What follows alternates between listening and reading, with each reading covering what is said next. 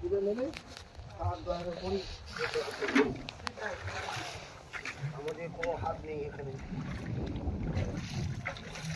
কত লোকের কোটি কোটি টাকা রয়েছে, এমন হরকি বান আসছে, সব পুলিশরা করে দিয়ে চলে যাচ্ছে। টাকা পয়সা গয়না গাড়ি বাড়ি যেখানে যা আছে সব তছনছ করে দিল। টাকায় গিয়ে শুয়ে থাকবে, সেই টাকা ভোগই না করতে পারলো, সব গঙ্গায় বানে সব বেরিয়ে গেল। ঠেলা সারা জীবন যে আয় করলো এক ঝাপটায় সব বার করে নিয়ে চলে গেল। বাড়ি ঘর টাকা পয়সা গয়না গাড়ি সন্তান দনা কেউ আর বাঁচিয়ে রাখবে না। কি হবে?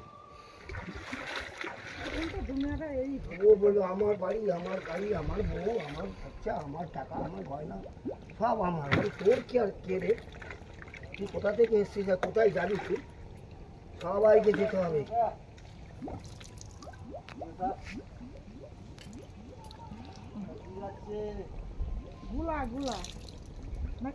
ধানের গোলা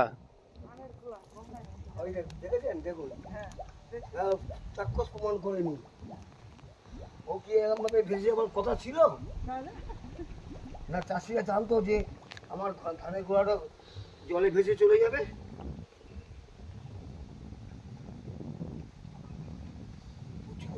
প্রচুর মানুষের ক্ষতি হয়েছে এর জন্য। মানুষই দায়ী, আর কে?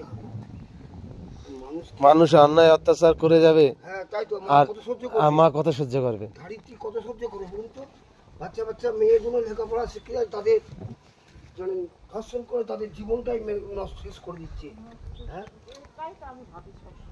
বলুন তো, এগুলো কি ভগবান তাকে শিখিয়ে পাঠিয়েছে যে তুই এইসব কাজ মত থেকে করবি?